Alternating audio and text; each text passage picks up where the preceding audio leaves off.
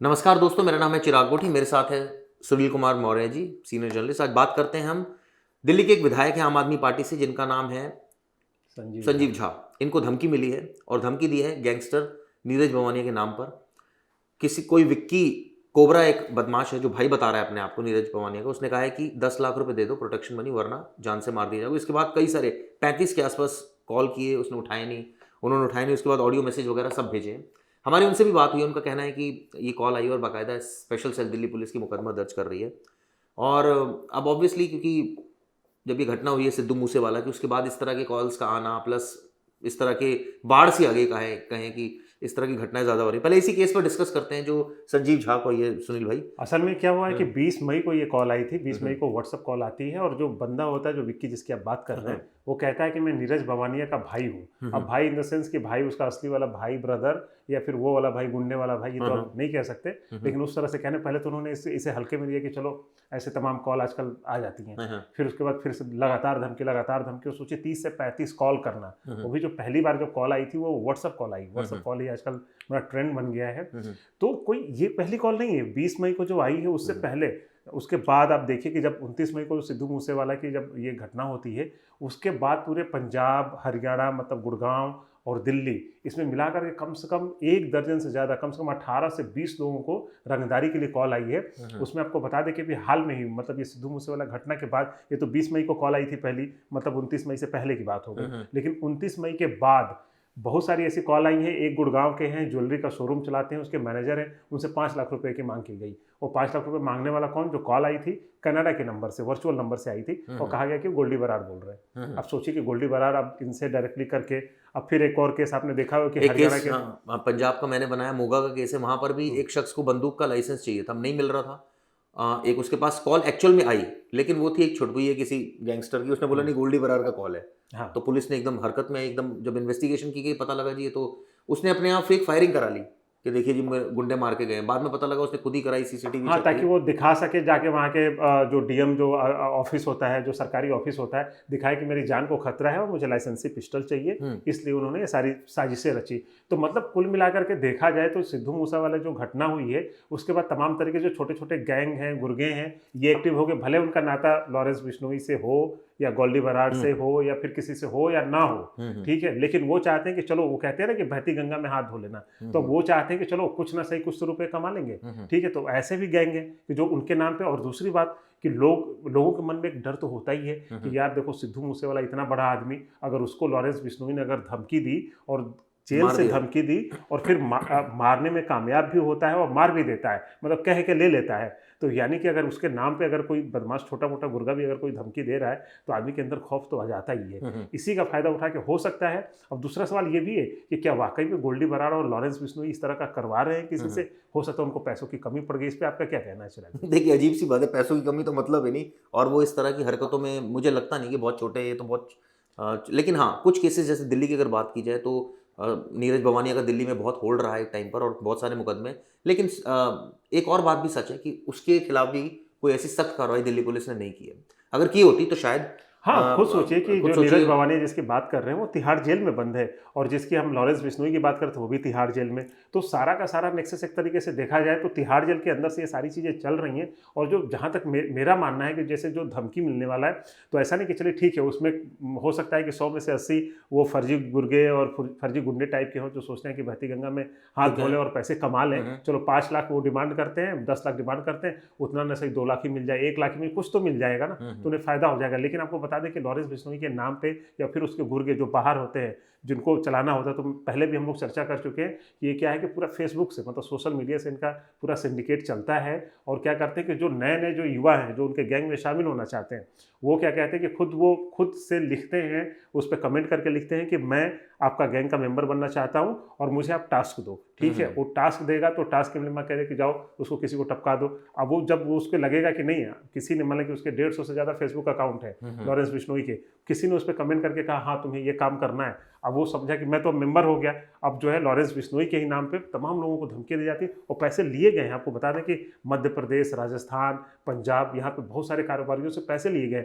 ये तो जो 17-18 जो मामले आए, ये वो मामले हैं जो सामने आए हैं। सही बात सोचिए है। कि कितने लोगों को धमकी मिली होगी और डर के मारे लोगों ने पैसे भी दिए होंगे कि यार जान से बढ़कर कुछ नहीं है। जब सिद्धू मूसेवाला, जिसके पास गनर, बुलेट प्रूफ गाड़ी और इतना बड़ा नाम, खुद के पास इतने हथियार, जब वो खुद को नहीं बचा पाए तो हमारी क्या औकात है। तो क्या ये सिलसिला चलता रहेगा? सबसे बड़ा सवाल ये है, तिहाड़ जेल की कल हमने 2 बार हमने इंटरव्यू करे जो वहाँ के जेलर थे, और बड़ा मतलब मुझे बड़ा अफसोस हो रहा है कि परिस्थिति में कोई बदलाव नहीं है, ठीक वैसी है। उसके बाद भी धमकियाँ आएंगी और आगे भी आएंगी। लोगों से बात करेंगे या किसी से बात करेंगे तो वो तो कहेंगे क्राइम कभी थमता नहीं, आप कैसी बातें करते हैं, आप तो सिर्फ बातें करके चले जाते हो। अब जो आदमी है जो क्राइम कर रहा है उसको तो पैसा चाहिए, उसको तो शोहरत चाहिए, उसको तो अपना नाम चाहिए, उसको तो ये समाज में जो लोग हैं जो उसको हीन दृष्टि देखते हैं उनका खात्मा करना है, उसको तो मर्सिडीज गाड़ी चाहिए, तमाम चीज़ें उसको चाहिए। तो फिर वो कैसे करेगा? मेहनत तो करना नहीं चाहता वो, दूसरों की तरह पढ़ा लिखा, उसको ऐसा एटमॉस्फेयर मिला नहीं कि वो पढ़ लिख जाए नहीं, और देखिए क्या बन जाए। बहुत सारी चीज़ें, देखिए पढ़ने लिखने का केवल यहाँ पे ताल्लुकात नहीं होता है किसी क्राइम से। बहुत पढ़े लिखे लॉरेंस बिश्नोई खुद देखिए अच्छा खासा पढ़ा लिखा है, बढ़िया अंग्रेजी है, सब कुछ बढ़िया है, ऐसी बात नहीं है, लेकिन है क्राइम कर रहे हैं। क्यों? ठीक ना? क्यों? क्योंकि वही बात है होती है कि कॉलेज के टाइम पर टशन और ये सारी चीज़ें, बहुत सारे ऐसे क्रिमिनल हैं आपको मिल जाएंगे, बहुत अच्छे खासे पढ़े लिखे, कई ने इंजीनियरिंग की हुई है, कई ने, आप देखते हैं कि बहुत सारे जो चेन स्नेचर हैं एमबीबीएस की पढ़ाई कर रहे हैं, फिर इंजीनियरिंग कर रहे हैं और वो स्नेचिंग करते हैं। तो कई बार एक लोगों का ना एक शौक चढ़ जाता है। कई बार हमने खबरें आपने खुद की होंगी बहुत सारी कि गर्लफ्रेंड की वजह से इसने मजबूरी हो गई। शौक की जहाँ तक बात है कि भाई उसको ये तो पता है ना कि मेरा शौक है कि मुझे ये करना है, लेकिन उसको ये पता है कि अगर पकड़ा गया तो मैं जेल ही जाऊंगा।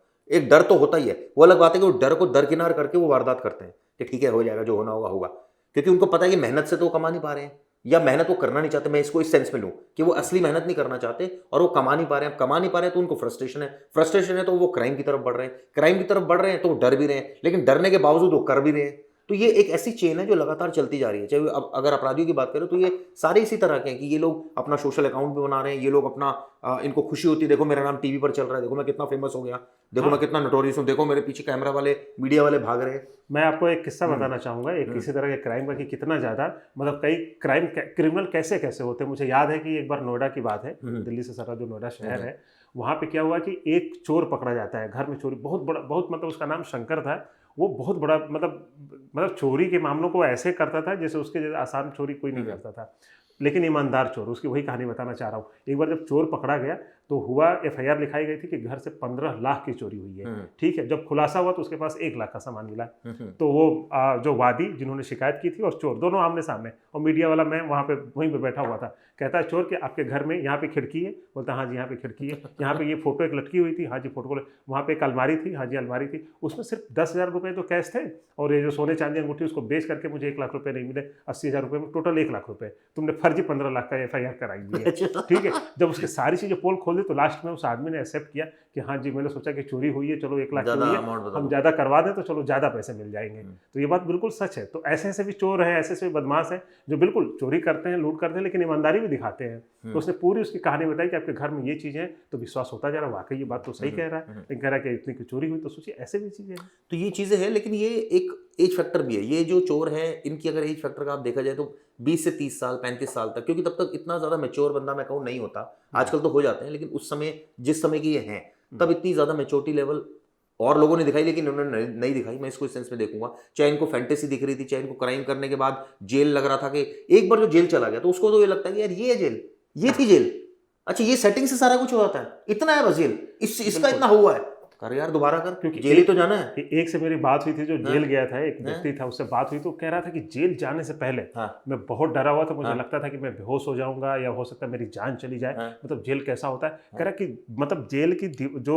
गेट है उसके बाहर तक तो इतना खौफ था, लेकिन एक बार वही जो आपने बात कही कि एक बार जब एंट्री हो गई, वहाँ का माहौल देखा, चीजें देखी, तो बहुत कुछ सीखने को मिला, बहुत चीजें पता चला, अरे यार ये तो कुछ भी नहीं है। पैसे का गेम है बिल्कुल। जैसे वो तिहाड़ जेल के जेलर भी कह रहे थे कि आप जब अंदर घुसोगे आपकी वो, अगर आप पैसा नहीं दोगे तो आपकी पिटाई शुरू हो जाएगी, कैदी मारेंगे आपको, जब मारोगे तो आपको समझ में आ जाएगा पैसा दोगे। और जो 90% गरीब कैदी है, जो वो बता रहे थे, कह रहे थे 10% होते हैं, तिहाड़ की बात कर रहा हूँ, कि जो अमीर कैदी होते हैं, और जो अमीर है उनको तो पहले ही पता है, उनको साफ साफ पता है भैया पैसे देना है और अपना काम करना है। तो अगर जेल जो इतना बड़ा हवा बोलते हैं कि अरे तो अरे मैं जेल चला जाऊंगा, आप यकीन मानिए कि जो लोग जेल में जाते हैं वो लोग इतने ज्यादा एक्सपर्ट हो जाते हैं, उनको तो लगता है कि क्योंकि शक्ति नहीं है ना, सकती अगर होगी तो बात होगी। उनको लगता है कि यार ये तो बड़ी, इससे बड़ी आरामगाह तो कोई जगह ही नहीं है। अब जो आराम की बात करें वो तो है ही, लेकिन सबसे बड़ा ट्रेनिंग सेंटर भी है। बताओ। अगर आप छोटे वही देखिए ना कि छोटा एक स्नेचर जाता है तो इतना बड़ा लुटेरा और फिर उससे बड़ा मर्डरर बन जाता है, तो ट्रेनिंग सेंटर मिल जाता है। तो अब वही चीजें हो रही हैं। अब इसी पे रोक नहीं लग रही है, क्यों नहीं लग रही है, अब देखते हैं। तो सरकार पता नहीं क्या कर रही है, और ऑब्वियसली ये कोई पहली घटना नहीं है, और वो भी कितने मतलब उन्होंने बेबाकी तरीके से बताई थी कि वहां पर नॉन दानिक्स ऑफिसर्स बैठे हुए हैं, दानिक्स अधिकारी हैं जो सरकार के हैं, वो ऑब्वियसली उनको इतना एक्सपीरियंस नहीं है, बहुत सारी उन्होंने प्रॉब्लम्स गिनवाई जो जेल के अंदर है। तो जेल से ही जब क्राइम पनपेगा तो इस तरह की घटनाएं होंगी जो इसमें देखने में आई और अभी भी लगातार चल रही है। ऐसा हो सकता है कि इस केस में शायद जेल में वो नहीं हो, बाहर से उसने धमकी दी हो, एक सेपरेट बात है, लेकिन एट द एंड जो हमने देखा क्राइम का जो जड़ रही वो जेल ही रही, और जेल से ही सारी चीजें पनप रही है। इसके अलावा हमने जिस तरह से डिस्कस किया सिद्धू मूसेवाला पर भी, और अब जो उसके आड़ में भी कई लोग रंगदारी मांगने लगे, ऑब्वियसली बहुत ही खतरनाक ट्रेंड है। और जो फैसिनेटिंग है, जो क्राइम को फैसिनेट कर रहा है चीजें, कि एक आदमी क्यों क्राइम कर रहा है, क्योंकि उसके आगे जब उसको दिख रहा है कि वो एक बहुत टैलेंटेड आदमी नहीं है, उसके पास मर्सिडीज है, जो टैलेंटेड आदमी उसके बेचारे के पास वैगन आर है। तो ये जो एक जिसे कहते हैं इनइक्वालिटी है, ये इतना ज्यादा आपके दिमाग पर हावी हो जाती है, तो आपको लगता है बस एट एनी हाउ, दुनिया एंजॉय कर रही है मैं क्यों ना करूं, दुनिया पार्टी कर रही है मैं क्यों ना करूं, दुनिया के पास इतना पैसा है मेरे पास क्यों नहीं है। तो ये इतना ज्यादा उसके दिमाग में चीजें अफेक्ट करती है, इतनी इफेक्ट करती है कि वो फिर गलत रास्ता अपनाता है, क्योंकि उसको पता है कि वो सही रास्ता वैसे भी वो अपनाना भी नहीं चाहता।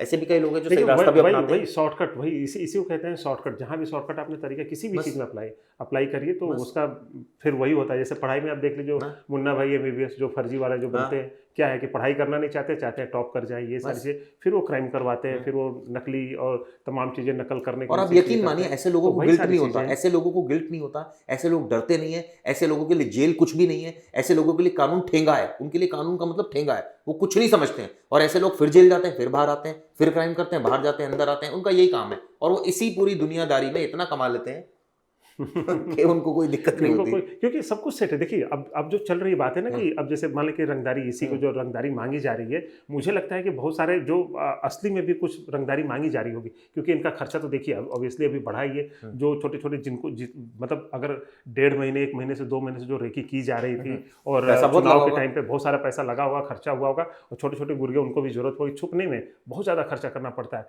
तो पैसा तो चाहिए ही चाहिए, तो सारी चीज़ें सिंडिकेट बनाने के लिए, लोगों को मिलने के लिए पैसा चाहिए। तो हो सकता है कि इसमें ये इन्वॉल्वमेंट हो, और जब अब जितनी सारी धमकियां मिली, जो 15-18 केसेस आएंगे, उनमें जब पुलिस पूरा केस का खुलासा करेगी तभी ये चीजें स्पष्ट हो पाएंगी। क्योंकि महत्वाकांक्षा इतनी है, लेकिन एक कहा जाता है ना, महत्वाकांक्षा रखो लेकिन साथ में टैलेंट भी रखो। महत्वाकांक्षा को पूरा करने के लिए हिम्मत जुटाओ, काम करो, मेहनत करो, गलत तरीका अपनाओगे तो क्राइम की दुनिया में जाओगे। ये शो आपको कैसा लगा जरूर बताइएगा। थैंक यू दोस्तों।